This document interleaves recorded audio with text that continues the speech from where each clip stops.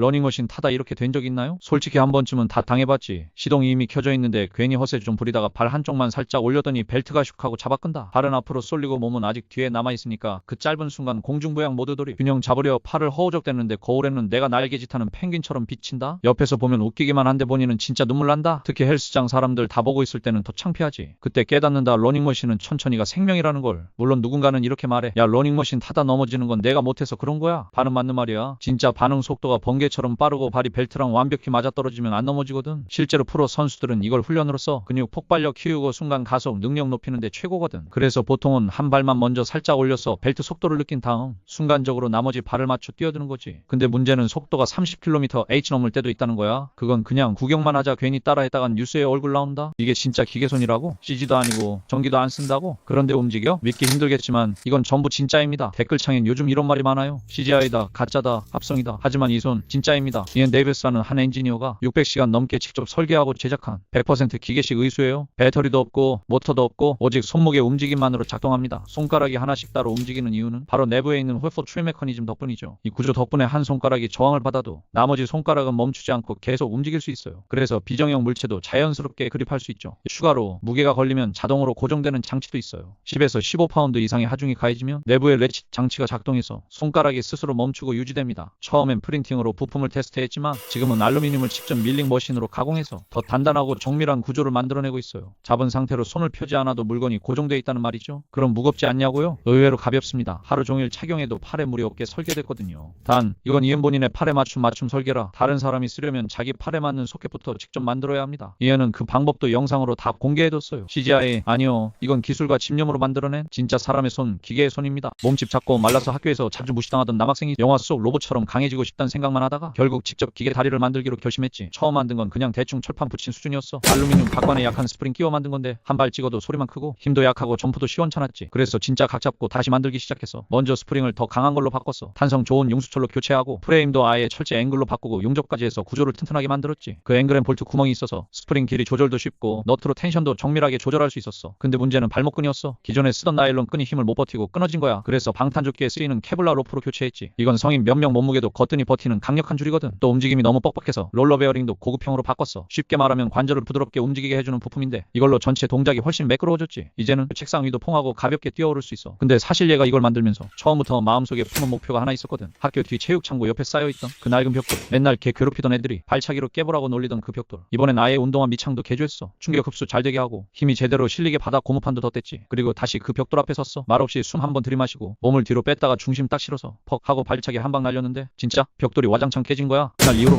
얘 괴롭히던 애들 다 말없이 조용해졌대. 손을 떼어내서 바닥 위에 올려두고도 뇌의 신호만으로 스스로 기어가서 목표 물체를 딱 잡는 걸 보면 진짜 미래 기술 같지 않아? 이 놀라운 혁신 기술을 만든 건 영국의 오픈 바이오닉스라는 회사야. 그리고 가장 주목받은 사용자는 겨우 19살 된 소녀 틸리로키야. 그녀는 한 살 때 수막염으로 두 손을 잃었지만 8살에부터 이 의수를 착용하기 시작. 남은 신경망을 활용해 이 기계 손을 자유롭게 다루는 법을 배워내고 다시 세상을 두 손으로 껴안을 수 있게 된 거지. 원리는 고정밀 무선 센서를 팔에 착용하면 신경 신호를 감지해서 그대로 기계 손에 전달해 덕분에 분리된 상태에서도 손을 자유자재로 조종할 수 있는 거야. 성능도 장난 아니야. 최대 35kg까지 들어 올릴 수 있고 손목은 360도로 제한 없이 돌아가. 이미 인간 손의 능력을 넘어서 버린 거지. 가격은 800만 원부터 시작이래. 게다가 모듈형 구조라서 상황에 맞게 바꿀 수도 있어. 자전거 타기 전용 손잡이 모듈로 적기 운동용 모듈 심지어 헬스 전용 근력 훈련 모듈까지 있어. 듣기만 해도 영화 속 슈퍼히어로 장비 같지 않아? 사람을 진공 포장한다고? 이거 도전할 용기 있는 사람? 6시간 동안 투명한 진공 비닐 속에 갇혀서 몸도 못 움직이고 숨도 제대로 못 쉬는 퍼포먼스. 딱 하나 빨대 같은 작은 관 하나로만 산소를 공급받아야 해. 먼저 사람이 특수 제작된 비닐봉지 안으로 들어가. 그 다음엔 펌프를 이용해 안에 있는 공기를 싹 빨아내지. 그러면 비닐이 몸에 착 달라붙어서 처음 자세 그대로 고정. 움직일 수도 없고 자세도 바꿀 수 없어. 이 장면만 보면 사람한테 무슨 벌이라도 주는 것처럼 보이는데 실제로는 이게 일종의 예술 퍼포먼스란다. 보는 사람 입장에선 숨이 턱 막히고 묘하게 불안하고 이상하게 시선이 끌리는 그런 장면. 그 안에 들어가는 모델도 아무나 못해. 들어가기 전에 미리 스트레칭하고 체력 점검하고 몸과 마음 다 준비한 다음에야 들어가지. 그리고 가장 중요한 건 미리 비닐에 꽂아둔 작은 산소관. 이게 없으면 말 그대로 질식할 수 있어. 산소가 부족하다 싶으면 바로 공연 중단하고 꺼내줘야 해. 문제는 이걸 6시간 이상이나 버틴다는 거야. 몸 하나 못 움직인 채 오직 빨대 하나에 의지해서 공연이 끝나면 스태프가 빠르게 공기를 주입해서 몸을 다시 풀어주는 구조. 듣기만 해도 무섭고 숨 막히는데 이걸 예술이라며 직접 하게 하겠다는 사람들 진짜 대단한 건지 아찔한 건지 이 사람들 왜 이렇게 정신없이 움직이는 걸까? 잠수부라는데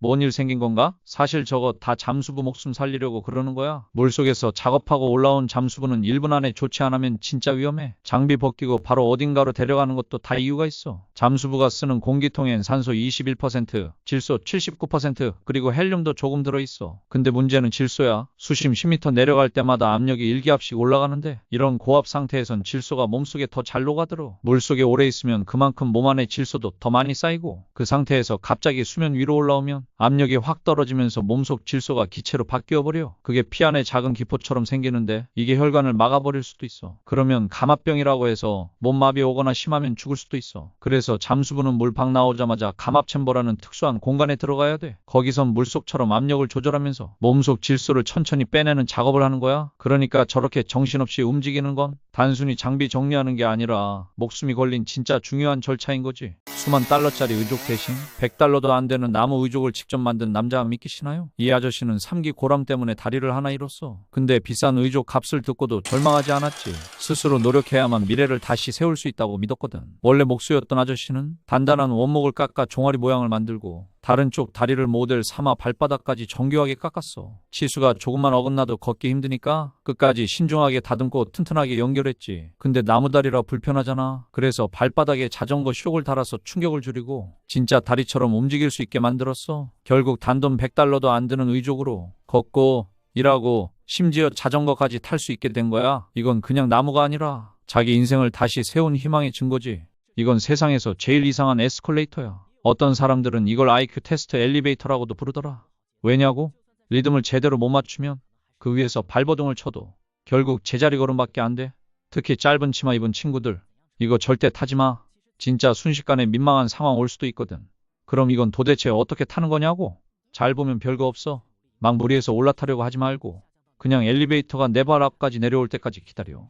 그 타이밍에 맞춰서 살짝 발 올리면 그 다음부터는 리듬만 맞추면 알아서 위로 올라가. 말은 쉽지. 이게 실제로는 진짜 어렵다. 기회되면 한번 타봐. 놀이기구인 줄 알았는데 알고 보니 헬스장이야. 타려다 빙글빙글 구경거리 되기 딱 좋아. 이런 아찔한 고공 벌목 방식 아마 본 사람 별로 없을 거야. 왜냐면 벌목공이 야자수를 그냥 싹둑 자르는 게 아니라 나무 몸통 한쪽에 칼집만 살짝 내고 그걸 어깨로 쓱 밀기만 하면 야자수가 툭 하고 땅으로 떨어지거든. 거의 액션 영화 한 장면 보는 것 같아. 야자수 윗부분 자를 땐 방향 조절이 핵심인데 그래서 미리 밧줄을 묶거나 윗사람이 전기톱으로 톡 하고 잘라내면 밑에선 그냥 줄만 당기면 돼. 그럼 나무가 딱 정해진 방향으로 얌전히 넘어가지. 야자수도 알아서 눈치 보고 쓰러지는 건가 싶더라니까. 근데 고공에서 톱질할 땐 나무 쓰러지는 방향은 조절돼도 언제 쓰러질지는 아무도 몰라. 높은 데다가 공간도 좁고 전기톱은 우웅거리며 돌아가고 바람이라도 세게 한번 불면 진짜 무슨 일이 벌어질지 모르는 거야. 그래서 나무 자르자마자 벌목공은 전기톱부터 먼저 꺼. 그 순간 타이밍이 진짜 중요하거든. 수능 영어 듣기 시작 직전 그 긴장감 알지? 딱 그 느낌이야. 특히 엄청 두꺼운 나무는 시간 아낀다고 그냥 밑동부터 확 잘라버리기도 하는데 이건 기술 없으면 진짜 큰일 난다. 방향 잘못 잡으면 운 나쁘면 집 날아가고 운 진짜 지독하게 없으면 사람까지 깔릴 수도 있어. 그러니까 이 일은 아무나 덤볐다간 나무 자르다 자기 인생까지 잘릴 수 있어. 결국 중요한 건 장비가 아니라 실력이고 감이야. 이게 바로 중국식 컨테이너 적재 방식이다. 저 사람들은 매일 물리 법칙을 농담처럼 무시한다. 틈 있네. 너 이게 기본 철학이지. 더 이상 못 넣는다고? 저들한텐 그게 말도 안 되는 소리다. 틈만 보이면 무조건 꾸겨 넣는다. 결국 다 채우고 나면 박스들이 찌그러지고 비틀려서 원래 물건이 뭔지도 모른다. 근데 아무도 개의치 않는다. 왜냐면 짐도 싣는 만큼 운임은 절약되고 작업자들은 돈을 더 벌거든. 효율과 수익 앞에서는 모양 따위는 중요하지 않다는 걸 몸소 보여주는 거다. 안전, 품질 그런 건 안중에도 없다. 상식이 없으니까 가능한 거다. 진짜 개꿀잼은 바다 건너 목적지 도착하고 나서다. 하역 인부들이 문 열자마자 멘붕 오는 거지. 짐이 너무 꽉꽉 차 있어서 손댈 틈도 없어. 맨손으로 빼려고 꿈도 꾸지 마. 쇠지레 들고 억지로 쑤셔 빼거나 밧줄 걸어서 질질 끌어내야 겨우 빠진다. 와, 이건 미친 기술이냐 아니면 미친 짓이냐 하는 소리 나올 수밖에 없다.